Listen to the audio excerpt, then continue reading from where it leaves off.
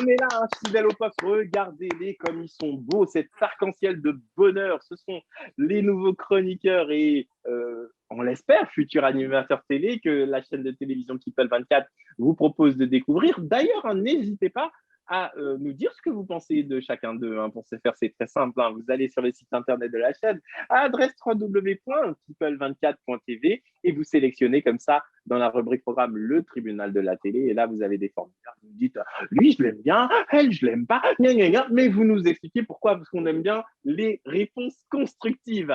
Immédiatement, d'ailleurs, on va donner la parole à une petite nouvelle hein, qui a un sacré tempérament. Elle s'appelle Audrey. Ma chère Audrey, de qui souhaitez-vous nous parler à présent? Alors moi, je vais vous parler de Jazz et Laurent qui font partie de la JLC Family au cœur d'un scandale concernant les placements de produits. Encore un? Qu'est-ce qui s'est passé cette fois-ci? Alors là, c'est l'influenceur Moundir, lors d'un live qui a fait polémique. Il nous a expliqué être en étroite collaboration avec la police de Dubaï pour dénoncer les abus concernant les placements de produits. Et en fait, Jazz et Laurent de la JLC Family, euh, en fait, ils ont un petit souci parce que des milliers et des milliers d'internautes se plaignent de ne pas avoir reçu leur colis. Alors, Mhm. sauf que Jazz, elle a expliqué que c'est pas toujours la faute des influenceurs, mais plutôt de la marque qui n'a pas livré les colis dans le stockage prévu. Par exemple, en Mhm. fait, Jazz elle a énormément de followers et ils ne s'attendaient pas à avoir autant de colis. Du coup, la marque est totalement dépassée et ils n'ont pas pu Mhm. livrer tout le monde. Alors, du coup, Jazz elle donne une solution pour que ces arnaques s'arrêtent. Elle va parler de ça avec son agence qui gère les placements. Inclure un remboursement automatique au bout de 10 jours si vous n'avez pas reçu vos colis. Et D'accord. récemment, oui, excusez-moi. Et récemment, en fait, cette semaine, pour vraiment aider tous ses fans, parce qu'elle est aussi lésée par cette situation, parce que ça la décrédibilise autour de ses internautes et de ses fans, elle a donné une adresse mail où vous pouvez adresser les soucis que vous avez eu à faire avec les placements de produits de Jazz. Alors, au final, pardon, est-ce que vous aviez terminé, ma chère Audrey? Ou je vous laisse terminer, ou est-ce que vous aviez terminé? J'ai terminé. Eh bien, très bien. En tous les cas, merci, on vous applaudit pour cette présentation qui était extrêmement complète. Alors, moi, je vais vous dire une chose. Moi, je ne vais pas taper sur la GLC Family, sur Jazz et Laurent, comme le font beaucoup d'internautes qui trouvent effectivement, entre guillemets, qu'il n'y a que des arnaques qui sont proposées par ces jeunes gens. Pourquoi je ne fais pas ça? Parce que moi, j'ai dirigé une boîte Internet il y a plusieurs années qui avait créé un portail dont certains disaient que c'était l'Amazon français et des soucis de livraison. Quand vous livrez des dizaines de milliers de paquets, ça arrive tout le temps. En revanche, et je pense que là, Jazz avait raison, la responsabilité est celle de l'entreprise qui utilise comme support publicitaire ces jeunes gens qui font des placements de produits. Et effectivement, ça a l'entreprise en amont de bien livrer vis-à-vis de ses consommateurs. Et là où elle dit, ben, ce n'est pas ma responsabilité, c'est la responsabilité de l'entreprise, en réalité, elle dit la vérité. Maintenant, c'est vrai que ces personnes, ces jeunes gens qui font des placements de produits gagnent tellement d'argent qu'il y a beaucoup de jalousie aussi dessus. Il ne faut pas se raconter des histoires quand on sait que la DLC Family, excusez-moi, ça représente des millions d'euros de chiffre d'affaires et engendré, donc c'est beaucoup, beaucoup, beaucoup d'argent. Eh bien, forcément, au moindre truc qui ne va pas, eh bien, on a tendance à leur taper dessus bien fort. Maintenant, et ensuite, je vais questionner nos amis chroniqueurs hein, pour qu'ils me disent ce qu'ils en pensent. Maintenant, je trouve qu'elle a fait quelque chose d'assez habile qui consiste à demander à la société qui gère justement la partie régie publicitaire de ces placements de produits, mais d'inclure une clause dans le contrat qui dit qu'au bout de 10 jours, si le colis n'est pas reçu, remboursement automatique. Et en fait, en incluant ça dans le contrat, elle va pouvoir se retourner judiciairement vers les entreprises qui utilisent son image pour faire de la publicité et qui ne sont pas des entreprises fiables. Moi, je trouve que c'est bien ficelé. J'aimerais entendre Jennifer là-dessus. Jennifer, effectivement, les placements de produits, on voit que, bon, comme c'est un nouveau métier, on a tendance beaucoup à taper sur les influenceurs, surtout quand ils viennent de la télé-réalité. Mais on oublie, moi je trouve qu'on oublie la responsabilité de l'entreprise qui en amont n'a pas livré de produit tout simplement. Tout à fait. Je pense que d'ailleurs, donc le public se tourne vers les personnes de télé-réalité, les influenceurs, pardon, parce que c'est avec eux ils interagissent directement. Donc, je pense que automatiquement, au lieu de penser à la compagnie, on pense à eux, vu que c'est eux qui nous vendent, on va dire, plus ou moins le produit. Tout à fait. Mais en fait, c'est aussi le problème comment dire, de ces nouveaux supports, Candice.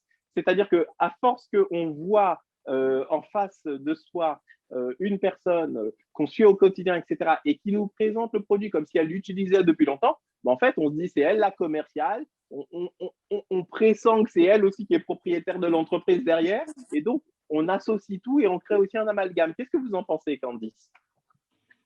Moi, à mon avis, en fait, je pense que la bonne pub, elle est bien faite parce qu'on y croit, parce qu'on se dit que ces personnes, ces influenceurs qui le mettent. Mais après, quand on en réfléchit, c'est que ça sonne quand même un peu faux avec tout ce qui se passe. C'est ça qui déçoit, en fait, un petit peu. Alors attention, qu'est-ce qui sonne un peu faux? Soyez plus précise, ma chère Candice. Qu'est-ce qui, pour vous, auprès des influenceurs, il y a des aspects qui font que ça sonne faux? Mais les aspects qui, en fait, comment je peux le dire? La manière dont c'est fait, déjà, la manière dont elles appuient pour dire que voilà, ce produit, il est très bien utilisé. Et après, on sait très bien que par derrière, elles ne les utilisent pas du tout avec tout ce qui se passe, donc shipping, tout ce qu'on met en fait sur Internet. Du coup, c'est plus, elles ne paraissent plus, comment je peux dire? Crédible. C'est pas crédible. Crédible, en fait. C'est pas voilà, c'est ça. Alors, je n'y crois plus. Mais c'est très intéressant ce que vous dites, Candice. Et d'ailleurs, je pense que les influenceurs devraient vous écouter parce que c'est vrai qu'à ne pas maîtriser, je dirais, toute la chaîne, c'est-à-dire en étant sûr d'avoir affaire à des entreprises sérieuses, en prêtant leur image, eux, ils oublient que c'est leur propre business qu'ils sont en train de flinguer. Parce que s'il y en a un qui ne reçoit pas vous savez, on a changé d'époque. Hein. À l'époque, je ne sais pas, c'était la Redoute qui vendait par correspondance pour les plus vieux. Eh ben, quand on avait un produit qui ne fonctionnait pas, on le renvoyait, la Redoute, elle remboursait. Parce qu'on savait que derrière, c'était une institution. Alors que là, comme c'est plein de petites sociétés en réalité qui utilisent l'image des influenceurs, mais parmi eux, il y en a qui ne sont pas sérieux. Et ma chère Mareva, je ne sais pas ce que vous en pensez, mais est-ce qu'on ne conseillerait pas à ces influenceurs, Mareva, justement de bien roder leur contrat avec les marques en amont pour ne pas que ce genre de situation se reproduise? Tout à fait, je suis totalement d'accord et je rajouterais même de peut-être moins miser sur énormément de produits et plus se focaliser sur quelques produits pour s'assurer de la qualité. Eh bien, moi, j'aurais tendance à vous rejoindre immédiatement, ma chère Mareva, sur ce thème-là. Mais vous voyez, moins de produits, c'est moins de dollars dans la poche, moins d'euros dans la poche. Et je pense que malheureusement, pour beaucoup d'influenceurs, ils ont fait ce raisonnement à court terme sans se dire que s'ils continuent à présenter des produits qui ne sont pas bons, le public n'achètera plus leurs produits parce qu'ils n'auront plus confiance, justement. Tiens, j'aimerais entendre rapidement Julie là-dessus également. Et ensuite, on va passer au vote. Julie, vous en pensez quoi? Moi, je pense que, en effet, les influenceurs, pardon, ils sont pas toujours responsables du colis qui n'arrive pas. Malheureusement, ils sont l'intermédiaire, ils partagent juste une promo. Mais je dirais qu'ils pourraient aussi s'impliquer un petit peu envers la marque, comme du coup veut le faire Jazz, mettre en place une adresse mail, c'est super. Il y a même Alix aussi qui avait fait ça, qui avait mis en place une adresse mail pour sa communauté. Et je trouve ça bien parce que ils prennent part un petit peu au problème, ils se sentent un petit peu responsabilisés aussi, et je trouve ça bien. Mais c'est surtout, ma chère Julie, que c'est tout leur business qui s'écroulerait si jamais ils ne prenaient pas ce genre de mesures. Parce que, comme je vous le disais au début de l'émission, comment fonctionne le système des influenceurs? C'est que vous avez des marques qui vont faire appel à une personnalité parce qu'elle est très suivie sur les réseaux sociaux. Et cette marque, si elle vend de moins en moins de produits en raison de cette personnalité, forcément, elle fera de moins en moins appel à ses services. Donc, c'est logique qu'elle fasse un petit peu le ménage autour d'elle. En tous les cas, chers amis téléspectateurs, c'est à vous de nous dire ce que vous en pensez. Pour ce faire, c'est très simple, vous le savez. Vous allez du côté du site internet de la chaîne, adresse www.people24.tv. Vous sélectionnez dans la rubrique programme le tribunal de la télé. Et là, vous nous dites clairement ce que vous en pensez. Vous avez également, et c'est ce qu'on préfère, on vous invite à vous abonner à la chaîne YouTube de People24. Pourquoi? Parce qu'on a décidé de lancer une chaîne. Petit à petit, il y aura de plus en plus de choses dessus sur YouTube. Et vous avez la possibilité de réagir lorsqu'on poste certaines de ces vidéos pour nous dire clairement vos commentaires. Et ce qu'il faut savoir, c'est que de temps en temps, on pioche des commentaires assez sympas et on vous invite à réagir en direct dans certaines émissions de la chaîne. Immédiatement, c'est un petit jingle et on continue. Vous êtes bien dans le tribunal de la télé.